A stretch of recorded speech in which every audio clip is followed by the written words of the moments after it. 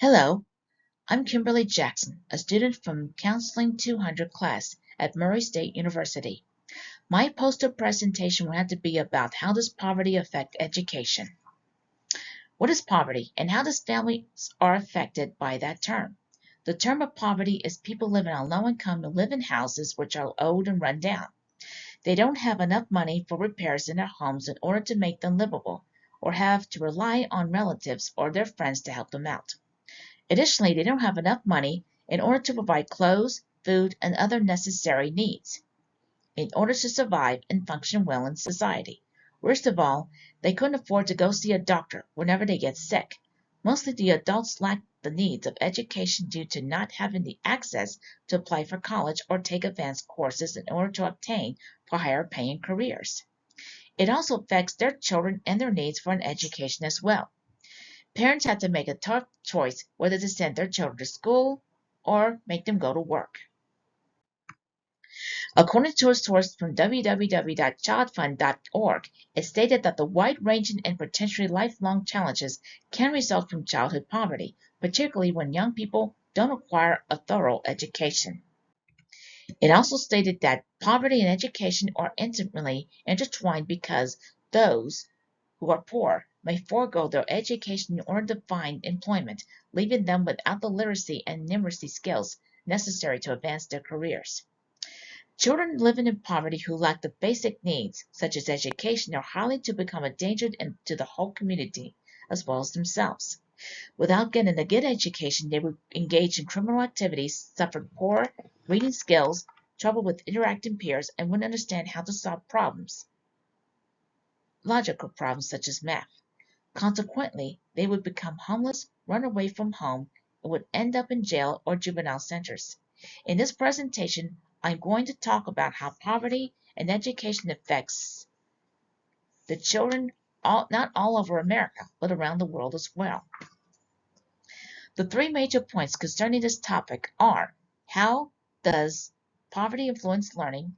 2, the statistics of poverty and education, and 3, how does poverty affect the student's behavior? How does poverty influence learning? The authors William Parrott and Kathleen Budge had wrote an article together courtesy of www.edutopia.org. They discussed the important details about how poverty had affected the children's ability to learn as well as other subjects which they need in order to have a good academic performance. According to the authors, they say that the growth of pupils' literacy and language skills, their access to physical and material resources, their level of mobility, and their health and well-being are some of these aspects. The authors explained that the factors in the children's health and well-being who lived in poverty. They stated that the prevalence of childhood diseases, preterm deliveries, and low birth weights, all of which have an impact on a child's physical and cognitive development, can be influenced by subpar housing, insufficient medical care, and bad nutrition. Compared to the children who come from affluent families, the impoverished children has had a hard time improving their language and literacy skills. Parrott and Budge stated that parents in poverty have limited access to a lot of material resources such as daycare, before and after school care, and not enough spaces in their homes to create surroundings of silence for their children to study. The authors had also discussed another problem dealing with children in poverty, which is mobility. Parrott and Budge stated that children frequently relocate because their parents need to move due to a job or other circumstances that force them to do so. Additionally, they also explained that children who frequently move, or students who frequently move, experience detrimental effects in their academic and social lives. The statistics of poverty and education in America had indicated a tremendous amount of rate concerning people who didn't receive a high school diploma. According to a source from www.statistica.com, it stated that the poverty rate for people without a high school diploma, which was 27.2% in 2021, is far lower than the ones with a bachelor's degree, which it was 4%. From this chart, courtesy of www.poverty.usdavis.edu, which is the website from Center for Poverty and Inequality Research.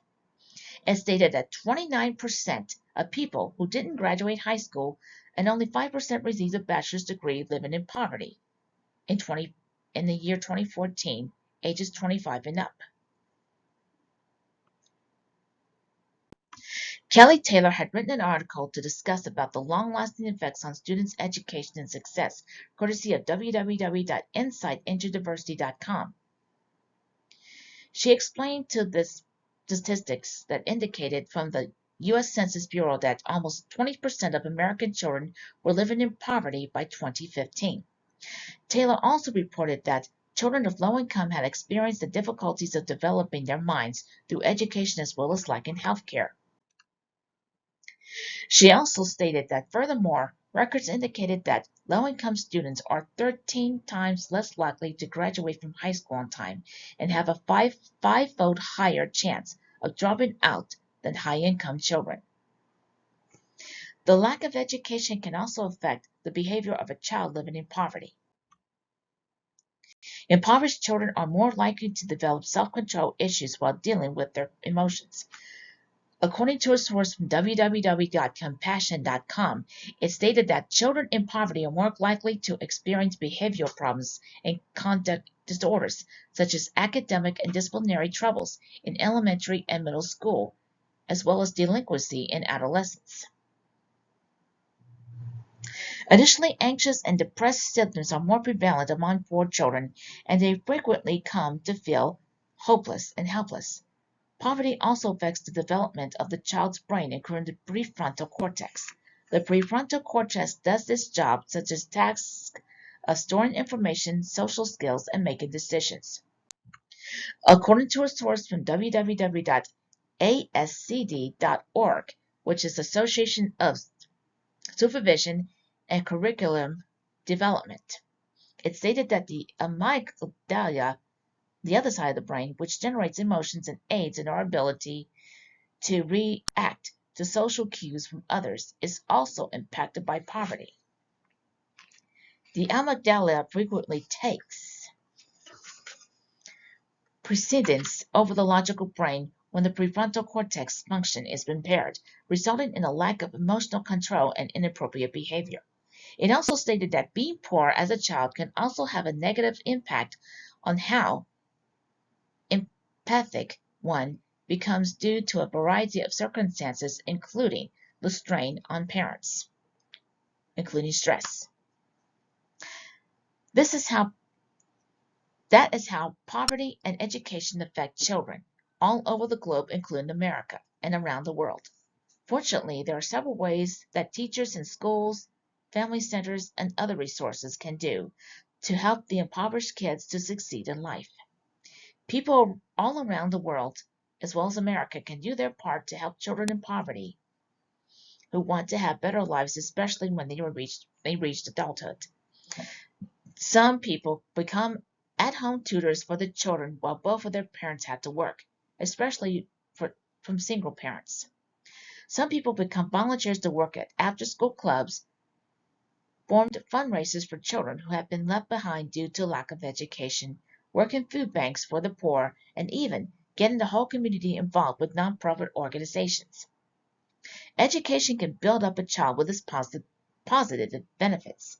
1, they can eat well without going hungry. 2, it can improve their health as well as good academic performance.